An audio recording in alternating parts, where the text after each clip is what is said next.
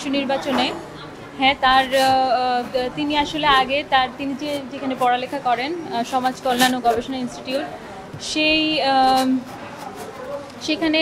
সেখানকার যে ছাত্রলীগের কমিটি ছিল 2022 সালের, সেটিতে তিনি আসলে যুগ্ম সাধারণ সম্পাদক পদে ছিলেন। হ্যাঁ, এবং পরবর্তীতে তিনি তার কোনো পদত্যাগপত্র বা কিছু দেখাননি, কোনো পদত্যাগপত্র পাওয়া যায়নি। এরপর আমরা হঠাৎ করে একদিন দেখলাম যে শিবির যেদিন কমিটি ঘোষণা করলো, সেদিন সেই কমিটিতে তিনি আসলে সাধারণ সম্পাদক পদে আছেন।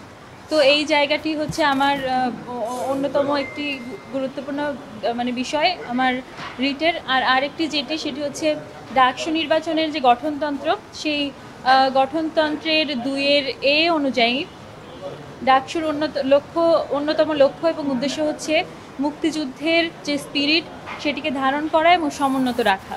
তো শিবিরের যেই ইসলামী ছাত্র শিবিরের যে কমিটি, কমিটিতে থাকার তার যে অবস্থান, সেটি আসলে সম্পূর্ণভাবে এই লক্ষ্য এবং উদ্দেশ্যকে কন্ট্রাডিক্ট করে। তারা আসলে ঐতিহাসিকভাবেই বাংলাদেশের মুক্তিযুদ্ধকে ধারণ করেন না এবং মুক্তিযুদ্ধের বিরোধী শক্তি হিসেবেই কাজ করে আসছে।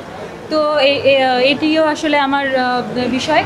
আর এস.এম. ফরহাদ রিসেন্টলি একটি স্ট্যাটাস দিয়েছেন, তাকে আমি বলবো যে না, আমি বাম জোটের নেত্রী না, আমি আসলে এই সমর্থিত প্যানেলে মুক্তিযুদ্ধ গণতান্ত্রিক আন্দোলন সম্পাদকে প্রার্থিতা করছি।